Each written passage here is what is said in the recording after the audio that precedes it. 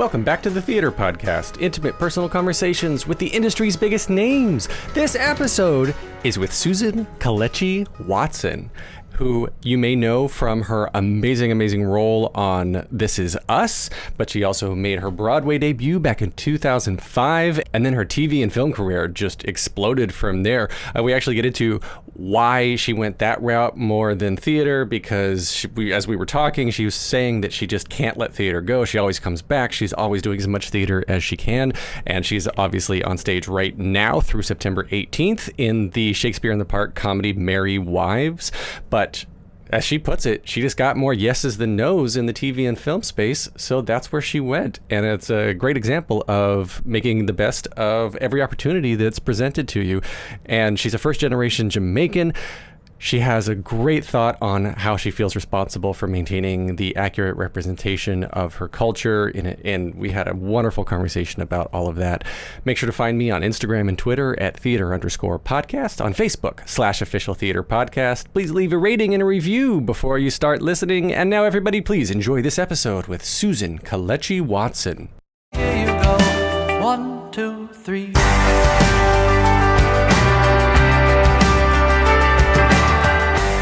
My guest today is helping us feel great about live theater again. She may be best known for her role as Beth Pearson in This Is Us, but she made her Broadway debut in 2005 in A Naked Girl on the Appian Way before moving into an amazing TV and film career, including NCIS, Law and Order, The Good Wife, Louie, Veep, Billions, and The Blacklist, among many others. Additional Off Broadway credits include The Twelfth Night and A Raisin in the Sun. She starred as Andrea Vogel in the Fred Rogers biopic A Beautiful Day in the Neighborhood, alongside this little guy known as Tom Hanks. And she can now be seen in the amazing Shakespeare in the Park comedy Merry Wives, playing now through September 18th. Susan Kelechi Watson, welcome to the Theater Podcast. Wow, thank you. I need to walk around with you just wherever I go. You could get me a free cup of coffee or something. I mean, thank you. Wait. Do you notice how to pronounce her middle name? Give this lady a cup of coffee. You don't know what she said. Thank you. So good to be here. Thank you for joining us. I'm a big fan, and reviews for Merry Wives I don't normally talk about reviews, but they're great. You are getting so much praise for this role. Thank you. And you are helping bring live theater back. And that's actually, I think, where we should start here, because we're coming out of COVID. I put in air quotes because who knows what's going to happen tomorrow. But it looks like theater's returning. It looks like Broadway's reopening. All these things are happening. And then you're in the midst of this wonderful production outside Shakespeare in the Park. I guess, how are you feeling coming back into the scene, because you're primarily TV and film in the first place, but also you're coming back into the theater scene after not having any theater? What is this like for you? It's the best feeling. I've done this now with film, television, and now theater, because last summer, during the height of the pandemic, we shot a film based on Ta-Nehisi Coates' book with HBO called Between the World and Me. And then I did a TV show that I've been on for a while now, This Is Us. Mm-hmm. And that was one of the first shows to come back, after the pandemic. That was literally one of the first shows to come back. And now, this is the first theater back. So I'm like, okay, I felt okay. I felt like, all right, I've done this twice now. I think I know how to, stay as safe as I can. And I just, New York is my love. It's he's my boyfriend. And so to be able to bring theater back, and having missed it so much, it's so much a part of my life, not just in acting, but it's like a hobby to go to the theater. It's like what we do. It's part of the conversation of being a New York artist, and to have that completely be eliminated in a live presence in the way that it was for the past, for 15 and a half months, 16 months, was crazy to me, because I've said this before, but I'll say it again. It's like, in that industry, it's like the show must go on. Like nothing stops theater, like nothing. I mean, like you could be on, desk door, and maybe you call your understudy. Like, it's like, so it was very, a strange place to be. And every night we do this little opening to the show. For those of you who's going to join us, who have already joined us, you've seen it. But there's this call and response section with the drummer comes out and does this whole thing. And then afterwards we say, what's up, New York? We're so happy you're here, as we usher in live theater back to New York City. And it gets this huge applause.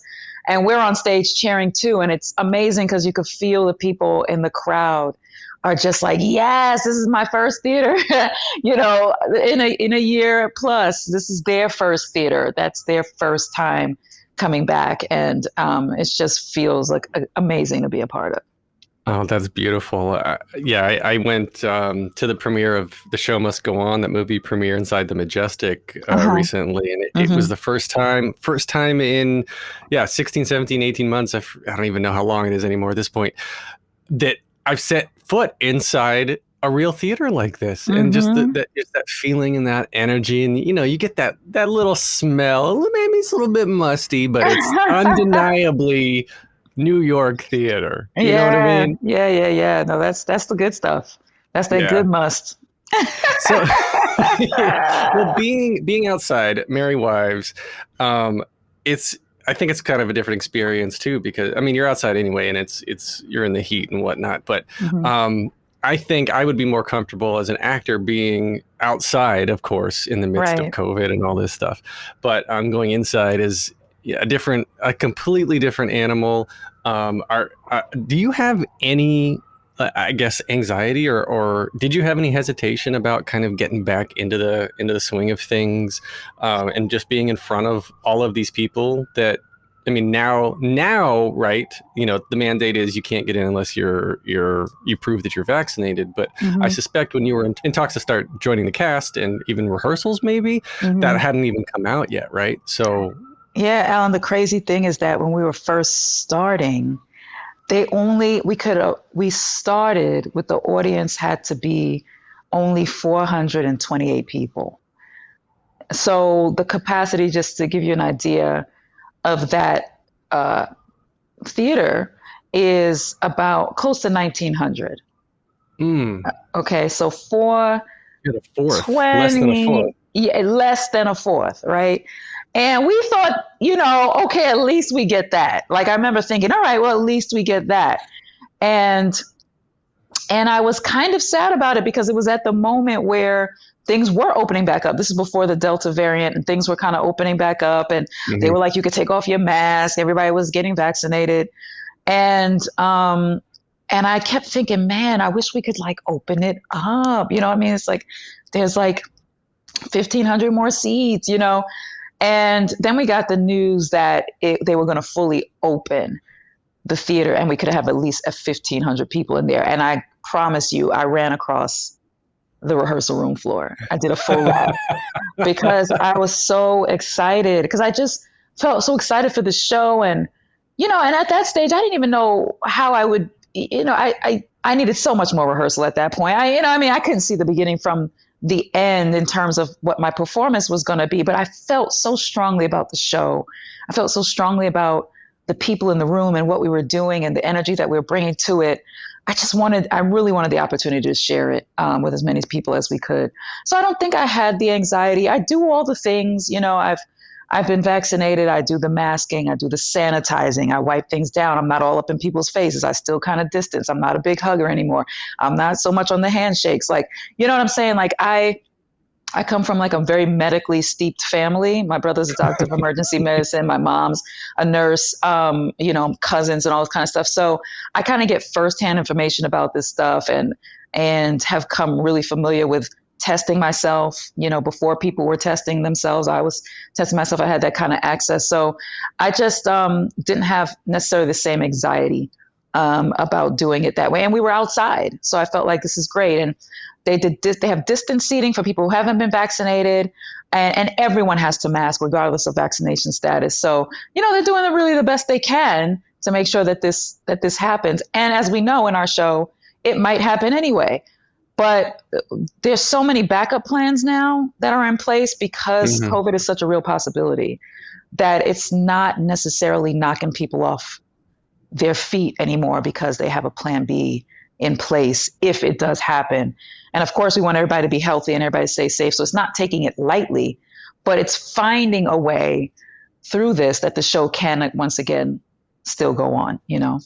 Yeah, I was going to say too, I'm glad that you didn't have to open to 400 people, because a comedy in a space that big with that few people, that few number of people, that would have been, I think that would have been more depressing to me than worrying about all this other stuff. On any given night, not everybody laughs, right? So there's going to be at least 400 people who did not laugh at that joke. Imagine if it was like that set of 400 people. Like you got the one set that's like, there's real one, like, no, we didn't get that one. It's like, damn.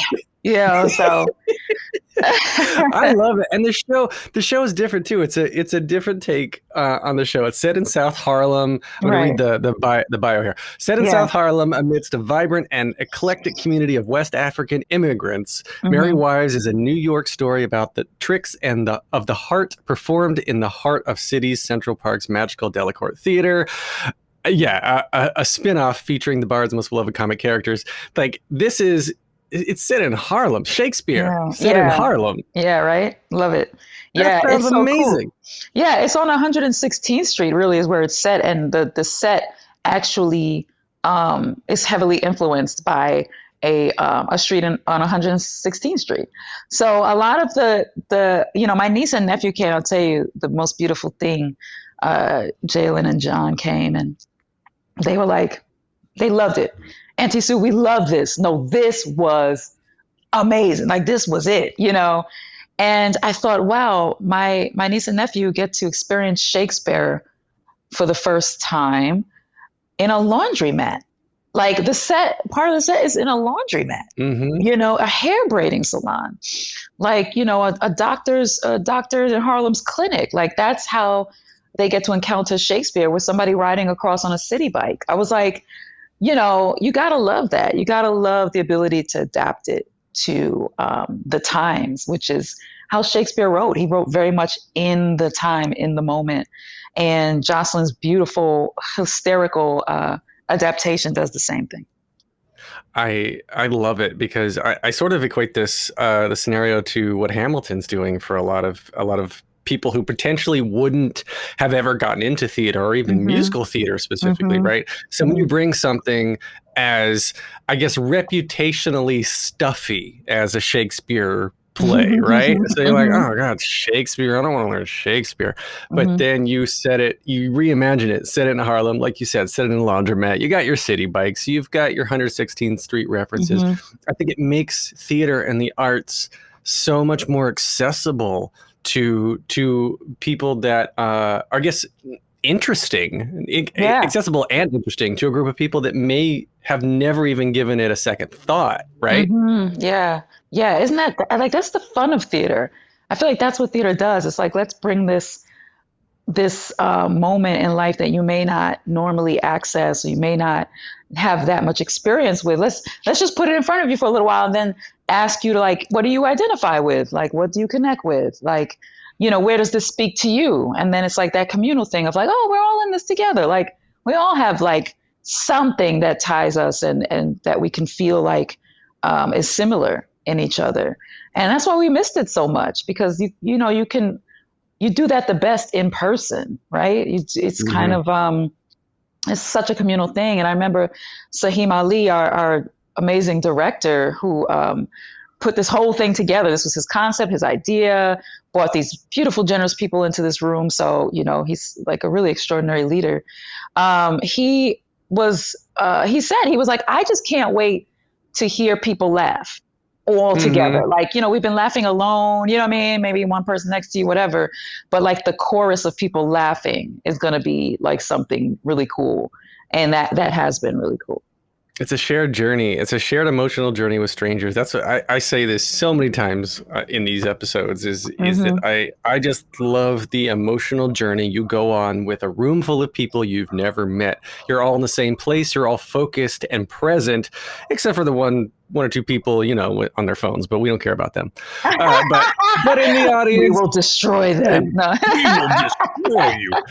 And so you're with this group of people that you laugh together, you cry together, you bond over this stuff. And I mean, it's kind of a micro example, I think, of, you always say like New York strong, right? But like New Yorkers all hate each other. New Yorkers can't stand each other. And then as soon as something happens, it's like, oh, everybody's got each other's back. Right. Because it's a shared experience. Exactly. And that's what theater brings. And God, I missed it so much. I cannot wait for all this stuff to come back too. And I always ask people like yourself who have a strong TV and film focus, why do you keep coming back to theater? But I think I should stop asking that, because I know why, right? Yeah. Like you can't, what we were just talking about, you can't beat this experience of rehearsing and putting up a show, and you're doing something once a night that will never ever be done exactly like that again. Right. Yeah. Never with the same people exactly in that same way, timing again. I love that. It's like Snapchat or something. I don't know. It's just like you do it and it disappears. You know what I mean? Like, I love that life. Right. Well, how do you compare it then to This Is Us, right? So you've been fortunate enough to be 5 seasons on this amazing show that is deeply touching, deeply emotional. And the show is amazingly successful. A lot of people don't get that kind of success. They don't get to experience that. So you've been, successful on the TV side, and you've done this great movie stuff as well. You've worked with Tom Hanks, which, I mean, who's that guy? He's going places. Keep your eye on him. Work with Tom Hanks, but you come back to theater, right? Yeah. And so I guess. And so did Tom Hanks. Yes. Yeah. Yes. But what is it for you specifically that speaks to you that keeps you coming back to this sort of thing? It's just one of my loves. I just love it. There's no real explanation or anything that I can point to. I just love it. I love the work of it. I love the figuring out of it. I love that you really don't know, even though this will piss me off at one point in rehearsal or another, like that I don't know how it's going to, like how my performance is going to turn, like I'm finding it, you know what I mean? And that sounds so lovely when you first start out, just find it, you know what I mean? And then you're into rehearsal, you're like, why ain't I found it yet? You know what I mean? Like, what is this? Can I still do this? But all of that stuff is like such a great part of it. God, I don't know. It's magic. I don't know. Something about it. It's like forever sprinkled with like some kind of,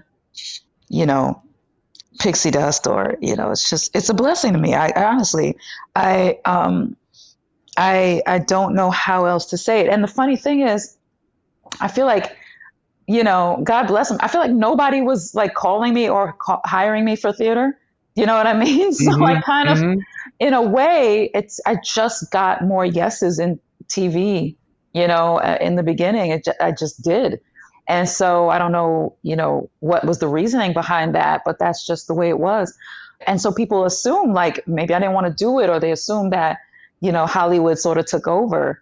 But I think that was just an assumption. I've always loved it and always want to do it and continue to want to do it. And, this summer, we've had so many different setbacks and obstacles. We've had a cast injury. We've had COVID, a COVID case that sent a few people home.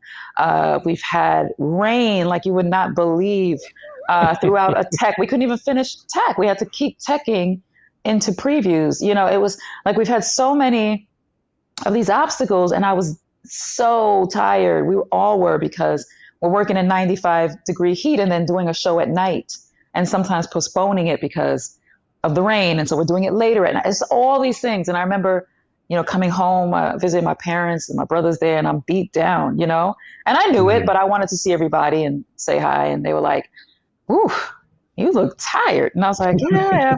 And they were like, "I bet you won't do this again," kind of thing. You won't go, and I said, "No, I definitely will." I definitely will. Yep. You know what I mean? I promise you I will. Yeah, no. I'm for sure I will. So that just tells you. Maybe actors I'm speaking for myself, just a glutton for punishment. Hmm. I'm in it. I'm like, oh man, I cannot wait to get past the rehearsal or get into the routine so I can relax a little bit. And then when it all leaves, when it's all over, I just miss every single minute of it. Yeah. And I wanted to come back, and it's like you got to feel the pain of the rehearsals and the tech and the postponements of the 95-degree heat. So then when it goes right, I feel like you have perspective on that much more. It feels Hmm. that much better. And it's that what is it? Dopamine, it's serotonin, whatever case is going on in your brain, right? Yeah. That you just feel incredible because you've gone on a journey and made new friends and made people feel things and learn more about yourself. And it's live theater. Full Yeah. stop. Can't be beat. I agree. Listen, pot kettle, choir preacher, whatever you want to say. I agree. Mm, I'm mm. with you on it 150%. So you are first generation Jamaican, Hmm. born in Brooklyn. I'm in Boerum Hill. Were you born close to me? No, I was born in East New York, Brooklyn. Well, I'm from East New York, Brooklyn. Mm-hmm. Born in Coney Island, actually. Oh wow. Yeah, so, all of that. And, spent part of my life growing up in Brooklyn and then Long Island. And then I moved back to Brooklyn and have been here pretty much ever since. I mean, I still, shoot in LA and I spend time in LA, or when I'm on location somewhere, I go and do that. Of course, I went away to college and all that kind of stuff. But Brooklyn has been my home base, for 20 years. So. Hmm.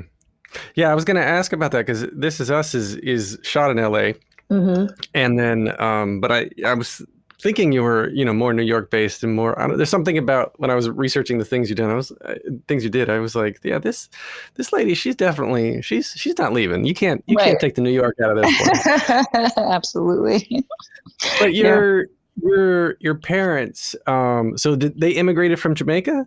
Yeah, they did. And funny thing is that they actually had planned to go back. And they were buying a house. And when my mom was pregnant with me, the plan was to go back. They Wow. actually, yeah. And I don't quite get the story of why they stayed. I think I've asked that, and it never quite seems clear. It always just kind of ended up like, I guess we just kind of ended up staying. But I feel like there was like a reason, because I know they were buying a house and all this kind of stuff. So my two older brothers are born in Jamaica. My younger brother and I are born here in Brooklyn. And so it's very, I always think like I could have been Jamaican born, but it just kind of turned out that way. So I'm first generation. I'm a first generation kid, first generation of the Americans to come. So it's a special thing, though. It's so special. I love, my homeland. I love being Jamaican. I really wouldn't pick any other ethnicity. I think it's so special. But it does also, because I'm first generation, I know how important it is for people's culture to be reflected in a very kind of specific way, and for it to be really kind of taken care of. Like, when you represent people, you want to take care of that responsibility. Mm. And so it was, I wouldn't say it's an added pressure. I wouldn't say it was a pressure. Responsibility is a better word. It felt like my responsibility for this, to do that. Being that I probably have relatives descended from Nigeria, because, the Igbo tribe was very present in Jamaica. So I'm sure if I did that research, I met my grandmother my great grandmother who was from Africa, and I did not remember where she's from, or if I even specifically asked that, because I met her so long ago. But it was important to it's important to get all that stuff right. But because I'm from somewhere that is so specific, and I've had people try to, represent that and not do the best job of it, to be quite honest with you. It felt like Mm-hmm. it brought me closer to that to the Nigerian culture, because I wanted to make sure I at least was getting some of the stuff right. Isn't your character in Merry Wives, that's the Nigerian, she has to have a Nigerian accent, right? Yeah. Mm-hmm. Yeah, so I heard you talking about something in another interview, specifically about representing the culture and representing the accent and not getting it wrong, because so many people just do these things so poorly. And what was the story that you sent your script to some friends with a Nigerian accent? You were like, read this for me. I did. I sure did. I sent it to Kay Oyegun, who's one of the writers on This Is Us. And I sent it to Yvonne Orji, who you may know from Insecure, her stand-up comedy.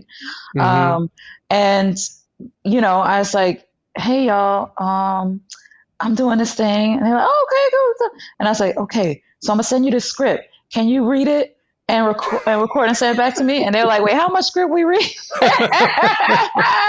You know, and I said, you know, I gave it to them, you know, and they were so good about it. Like they read it and they would reread it. They give a little different take on it. They take a, you know, breath. And so everything that they read for me, they read a few times, you know, and there is still this line reading that I've taken from exactly the way that Kay said it.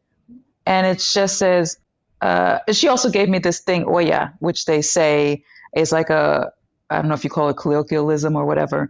And when I brought that to rehearsal, Benga Akinabe, who plays Mr. Ford, my husband, he said, when I said Oya, he said he couldn't believe it. He was like, oh my gosh, how did she know that? That's not in the script. You know what I mean? So they kind of gave me a cheat sheet. You know, I went in there like extra Nigerian, you know what I mean? And there's this line that Kay said, it's like, give me some counsel, you know? And I said that crazy right now because I need to rev up, but it was the rhythm of it. And I kept the rhythm of it. And things like that gave me that I kept the rhythm of because I could hear that was their natural rhythm. And then we had Dawn Aline, who was the dialect coach for our show. And she's fantastic. She started with me early before we started rehearsals. She said, one day you won't need me anymore. And I never thought that day would come, but it came. So that was a testimony to everybody who helped me. And watching 1 million Nigerian movies a night, I was Nollywooded out. I was telling Jocelyn about movies they hadn't heard of. I was like, listen, yeah, every night for about a month and a half, the only thing I watched was something Nigerian. That's so good. Yeah. I love that you committed yourself to that because you could have easily just been like, all right, I got the part. Obviously they're going to give me a dialect coach and I'll figure it out. But you took it one step further and just committed yourself more than I think maybe a lot of people would. We're going to take a short break. Stay tuned for more of the episode.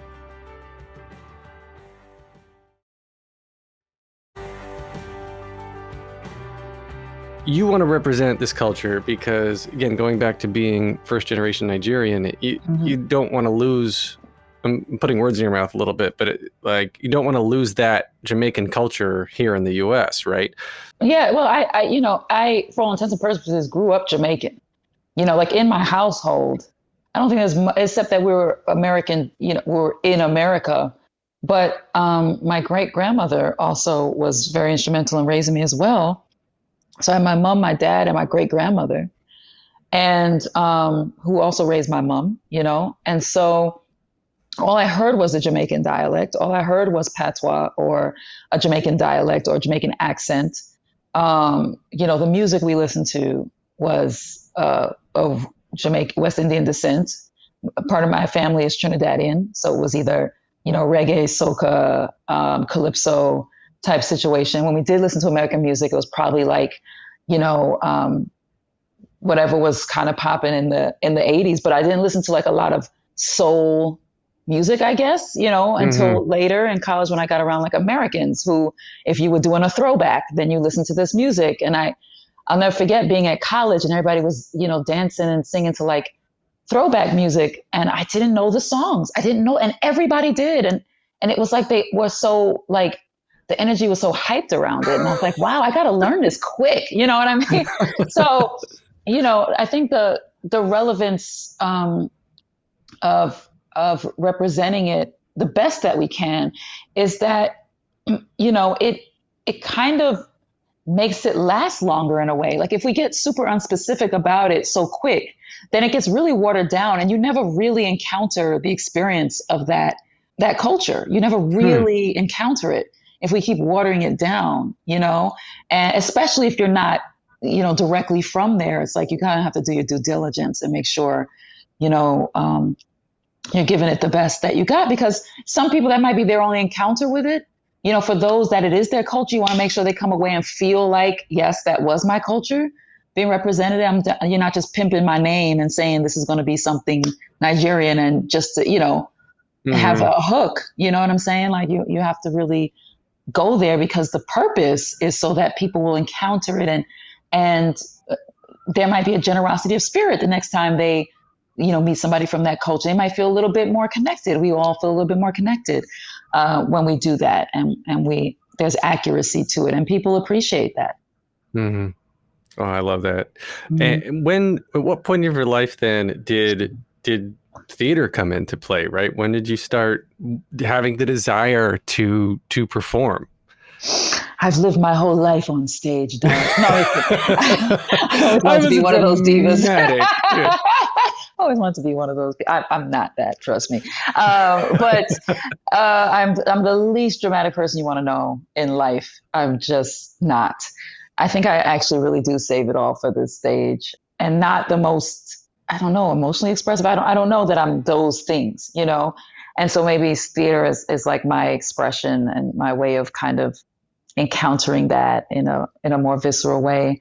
But I started doing it in high school, I want to say. And then when I went to college, I thought I was going to be an English major. And then I quickly switched to acting, because I was so depressed. I was like, oh my God, yeah, I'm too depressed. You know what I mean? Something's wrong.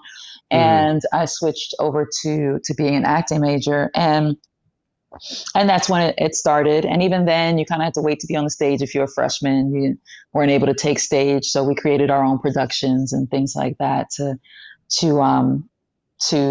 fulfill our longing to be on stage. But so I've always trained in theater. I trained in theater way more than anything. I don't think I trained in film or TV, like any formal training. But all my formal training came in theater. Wow. So you went to college. That's interesting to me that you went to college as an English major, and then you said your freshman year. So it was right away that you decided that being an English major wasn't for you. It wasn't working out. Do you think you were actually clinically depressed at that time, or like just kind of using that hyperbole as something wasn't right? I don't know. I wouldn't know what my what the chemical balance was at that time. But I was really, like, I was in the bed. I didn't want to come out. You know what I mean? I was, I can remember that. I can remember feeling really down and like, this isn't right. And to this day, I encourage young people. I encourage my nieces, my nephews, like, make sure if you're going to dedicate time to something, it's something that you want to do. And if you feel like it's not, it's okay to change it. I really try to alleviate people that pressure, because it's crazy, to tell your parents like, okay, I'm being, acting major. And by the way, my minor is like dance, I'm saying? It's like Jamaican, you know what I mean? Like I'm the daughter of immigrants. Like, no, you know what I'm saying? Like, what is that going to do? But like, but bless my parents, like once they saw me do it, they were like, oh yeah, go ahead and do that. There is something about doing the thing that you love that, all that serotonin and stuff that you were talking about and all the things that make us feel good that you and I are not going to quote because we're not the scientists. We're going to leave that to the science. We the actors. But like, it's like that's the endorphins and all that. That's the stuff that's being given off. And it makes a difference in what you do. And if you're going to dedicate time to something, even if it stresses you, it can still be a joy. It can still be something that you look forward to doing. It's not like I do this without stress. The rehearsal process, the tech process. You're saying you were doing tech into previews for Mary Wives. Way into previews. That's stressful. But I'm sure you still just enjoyed the shit out of it and looked forward to it, because it makes us, it makes us whole. I think there are so many ways to get lost and distracted, especially now when you're just like walking around looking down at, this little computer in your pocket, right? Exactly. And just to put it all away and experience one of the oldest traditions that truly makes us human as a species, right? Yeah. Like Yeah. that is something to me that's immeasurable. You cannot beat this experience. I mean, our brains are evolved to tell stories. That's who we Look, are look, as a herd. I'll tell you what, Alan, if you said that before the pandemic, people would have thought you were talking in hyperbole, right? But right, but now the pandemic happened, and it's actually like it's a true fact. Like when we say Mm-hmm. that, we weren't lying. You know, it's like life without the arts is not living. You know what I Mm-hmm. mean? You got to Mm-hmm. have that there. You have to have that communal experience there. I mean, what did everybody do? Our essential workers? Absolutely. You know, we needed groceries. We needed toilet paper, and we needed Netflix. You tell me. You know what I'm saying? You Right, tell right, me that we weren't on the right. essential list. I feel like I was on the essential list. You know, Yeah, so yeah. I don't think that we can deny that anymore. When You know, you it's have really a real part of it. you have an industry, I agree with you. You have an industry, especially in New York City, that is a multi-billion with a B dollar industry Mm-hmm. to bring in tourists and for the theater and the hotels and the shows and the carriage rides and the Mm-hmm. museums and everything people do when they come in just for theater, right? They're doing other Right. things while they're here and they're eating and they're sleeping and whatever. Mm-hmm. That that that is, I was going to say it's an immeasurable sort of thing, but that's a lie. It is definitely measurable because literally we're like billions with a B. It's a Right. measurable industry that people have to have. People come from all over the world to come to the mecca of theater, which is New Mm-hmm. York City. Mm-hmm. And then you just have these actors getting blamed. I saw so many threads on Twitter, one of the most heinous places on the planet. And yes, I'm on Twitter. Me too. that is just like, I saw someone going after an actor, a Broadway actor friend of mine that was saying something about, why can't you guys just go back to work? You're choosing not to work. You guys are all just lazy actors. Oof. Oof. And just mean and spiteful Wow. kind of stuff that is complete lack of understanding of Mm-hmm. how little choice actors actually get about how and when they work. Right. You know what I mean? Right. Ay, ay, ay. Wow. Shots are fired. You know what I mean? On theater. And, you know, on Twitter. And you can't, you know, when people don't understand things, you know, and don't understand the true nature of things. Like I told you, I'm not big into the drama off stage. So, you know, for me, I'd have had to been like, delete, I'm moving on. But it's because there's a certain amount of, you can tell that person just doesn't know. They just don't know. They don't have the knowledge, or they're trying to start something. You never know. But I do think that people really don't, like, they look at it like, but you guys are just having fun. Like your job is fun. You know what I mean? And people don't know it's work. It's a real job. It's a whole experience. You have to get a job, you know. You have to train for the job. You have to train for a job. And you have to get a job more times in life than any other person in this life. You know what I mean? Most people get a job and they keep a job for 5 years or for 10 years. People retire after 35 years from that one job. You know what I mean? Like, we got to get a job. For theater folks, every couple months, you got to get a job. You're looking for your next job while you're in your current job. While you're in your current job. So there should be an award for that, Mr. Twitter man, wherever he's at. Yeah, you hear that, Mr. Twitter man? Right. Seriously. No, it's funny. And yeah, you just assume, these people just assume they're like, yeah, I'm just going to show up and I'll do my thing. And I just choose not to work because of pandemic. You think Olympians just show up and they're like, I'm going to run fast today. Right. Like you're doing nothing in downtime. You think actors are just choosing, health insurance in a pandemic? Meh. I don't need it. You know, no, they have to work for health insurance, good sir. You know what I'm saying? And like all these things that come along with it are there. So like I said, you know, some people just, they don't know, man. They don't know. I know. Yeah. Well, let's wrap up with the 3 standard closing questions that I ask everyone on these episodes. The first one, just very simply, is what motivates you? Wow, what motivates me? In what, like just period in life? Yeah. Or like for acting? No, in life. Like, why do you wake up in the morning? Oh, deep philosophy. Okay. Let's see. I have not really. So I think the chance to another shot. I think hope motivates me, to tell you the truth. Ooh, I like Hope. that. You know what I like mean? that. Yeah, I'm a very spiritual person. So like, I get my prayer on, my, meditation and all that stuff. And I make sure I try to fill myself with the good things in the morning. But the hope of something, another possibility of something else wonderful happening, or something else that is part of my purpose happening, that motivates me. Oh, yeah. The excitement of the unknown. I like that. Mm-hmm. All right. So the next question is, what advice would you give to your younger self and younger people listening now, starting out down a similar path? Be easy on yourself.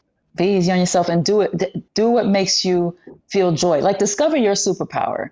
Like, what is the thing that when you are in that sweet spot, you're in your groove. Like, for me, it's when I have joy, right? I've seen other people, it can be different from one person to the next, but discover your superpower and lean into it and relish it. Know that it's special. Know that it's unique.